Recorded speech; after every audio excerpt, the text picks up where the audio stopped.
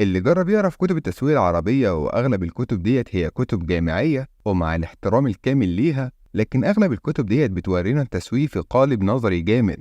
وغالبا هيبقى قدامك طريقين بعد ما هتجرب القراية في الكتب دي: يا إما هتفهم التسويق غلط وتكرهه، يا إما هتبدأ تدور على كتب أجنبية في التسويق علشان تبدأ تعرف أكتر عن المجال بشكل أدق.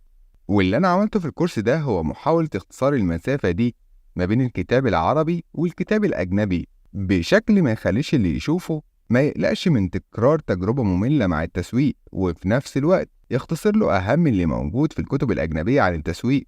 وكوني واحد من اللي عانوا مع كتب التسويق النظرية وأفكار الشركات العتيقة عن التسويق واللي خبط ما بينه وبين مصطلحات تانية زي البيع، قررت إن أعمل كورس يوصل التسويق ونظرياته وأساليبه العالمية الحديثة، واللي بتشوف التسويق من المنظور الشامل الواسع.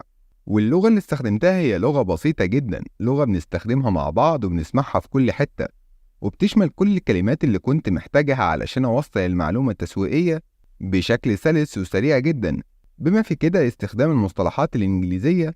وهتلاحظ إن المصطلحات الإنجليزية اللي هنقولها في الكورس ده مش ترجمة حرفية للمصطلحات العربية، لكن هتلاقيها كلمات بتوصل المعلومة بوضوح وببساطة. وده اللي كنت محتاجه في الكورس ده.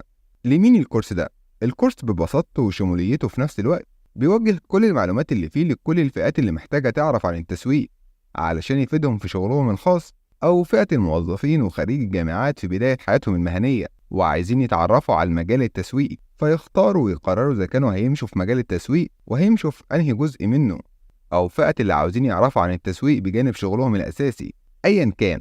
في الكورس ده أنا اعتمدت على كتب ومصادر كتير في التسويق، وكان أهمهم الكتاب الكتلري الأشهر أساسيات التسويق Principles of Marketing، واللي أكيد أنت محتاج تقراه لو هتبدأ تتعمق أكتر في التسويق.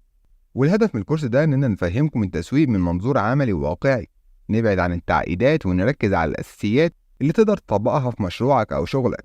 وأهم حاجة إن إحنا هنستخدم اللغة العامية اللي بنتكلم بيها كل يوم علشان المعلومة توصلكم بشكل أسهل وأسرع. يلا بينا نبدأ الرحلة دي مع بعض ونشوف إزاي التسويق ممكن يكون سهل وممتع في نفس الوقت، وإن شاء الله هتستفادوا وتستمتعوا معانا. السلام عليكم.